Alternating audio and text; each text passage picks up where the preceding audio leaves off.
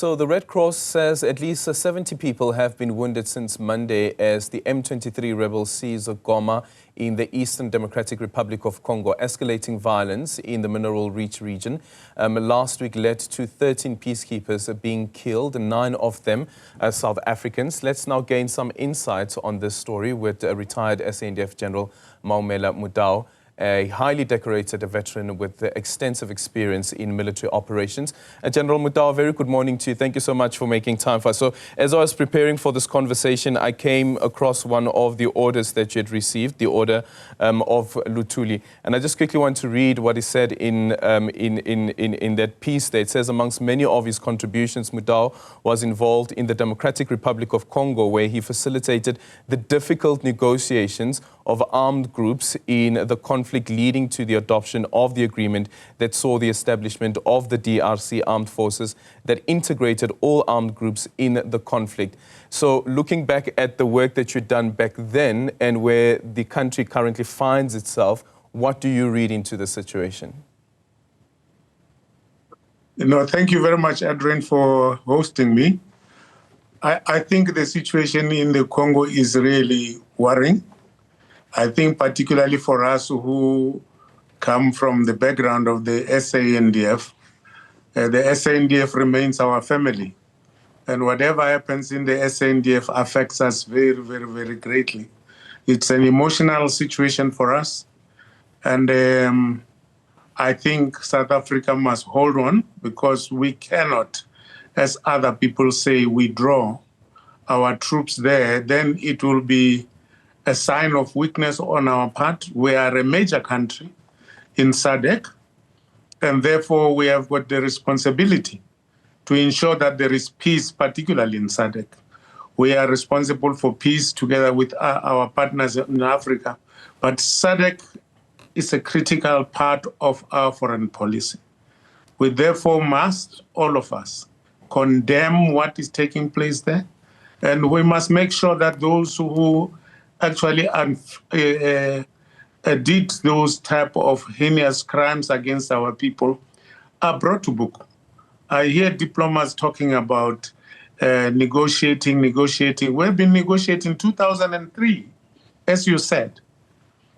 The Pretoria Agreement was about bringing all the combatants from different groups together, and we hosted them here in Pretoria. Defense Intelligence was responsible for hosting them after President Mbeki asked me particularly to host those armed groups, because without solving the problem with the armed groups, then there was not going to be peace in the DRC. So we hosted them and we brought peace to the DRC, but this becomes a recurring problem in the DRC. We need to actually deal with the problem. What is the problem, General? What do you think the problem is, and why is it recurring if as far back as 2003 there were already accords that were looked into to try and find a solution here? I listened to you talking about our president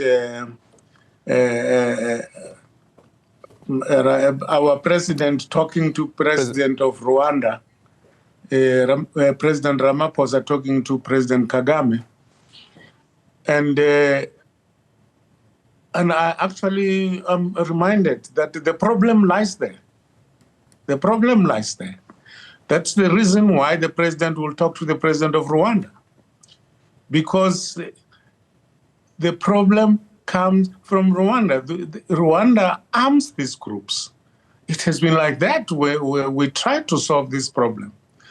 And when we sorted it out by bringing the RCD, which we call the RCD Goma, because there was an RCD National, we brought the RCD Goma in and made sure that the RCD Goma occupies significant positions in the military. If I remember well, we made RCD Goma to occupy the position of Chief of the Army, which is the biggest service of the armed forces of the Congo. We were sure that we were dealing with the problem which people like to bring up from time to time, that there is a group in the Congo which is being treated very badly. I can tell you, we sat with them here, none of those issues came to the fore because we had a system which we applied to them. We said we don't want to hear different groups. We want to hear people who are represented in the room. They must tell us what are their fears, what are their concerns.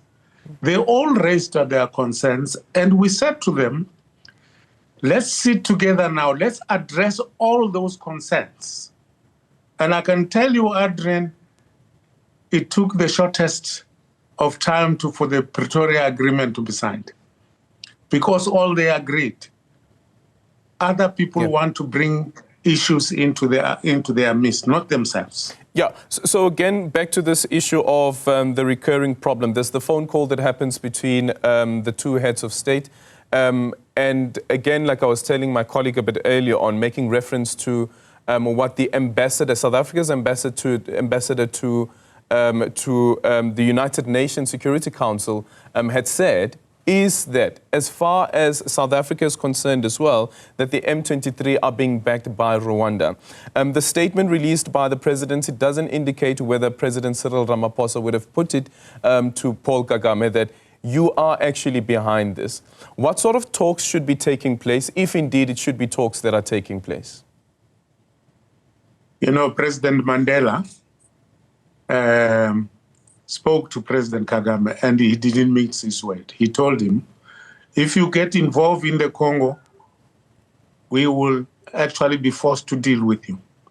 And President Mandela sent a high-powered delegation, which was made of the Minister of Foreign Affairs, Alfred Nzo, Minister of Defense, Joe Modise, and accompanied by Billy Masetla and myself, to go and deliver those messages, now written messages, to President Museveni of Uganda and President, who that time was Deputy President, Kagame of Rwanda. That was a show of force. South Africa has to ensure that its power is not diluted by small countries such as Rwanda. We need to make it very clear that we will not tolerate that. It is intolerable to have our people killed there while they believe that they're just bringing peace. Of course, we're naive ourselves to think that we can actually be peacekeepers in that situation in the traditional way. There is no way. Force must be applied. That's period. Force must be applied. Some people would say that it sounds like warmongering or war talk. What would you say to such an argument? And then others maybe even saying that, but the SANDF is not even well equipped. Yes. Of course, there are a lot of pacifists around. I expect them to say that. There are a lot of those, the death of those people is just one of those things. It's not serious. The death of SANDF members is a serious matter. It is a matter which can undermine South Africa's authority in the region and in the continent. Our standing relies on how we address that issue. I can tell you, some of us are receiving phone calls from different countries, people asking us, well, how do you allow such a thing? How do you allow such a thing? Now, you see, it is dangerous for our government to allow a situation where it deploys forces and then those forces are not well equipped and prepared for the deployment. It is very dangerous. I can tell you there is unhappiness. I live here. I know there's unhappiness in the SANDF. I had the report of Parliament, which was being given by the SANDF, indicating that we are not well resourced. It can't be. You can't send people to go and die and you don't support them. Soldiers know the dangers of being on the ground, but they have got confidence that their people their government will support them in whatever they are doing. You can't send soldiers and then you find them complaining of basic fundamental things. You can't. Yeah. You can't. So if that's the case, then why would we say to our soldiers, or even as a country say that we must apply force? Yes. You see, we can't be undermined. We are a major country. We can't be undermined by some ragtag army which is being armed. We can see the weapons which they were carrying in this operation. Those are not the type of weapons which ordinary ragtag soldiers carry. There is a major force behind them. There is a force to reckon with, and that we should indicate to those who are supporting those people that we will not take it lying. We will not take it lying. Otherwise,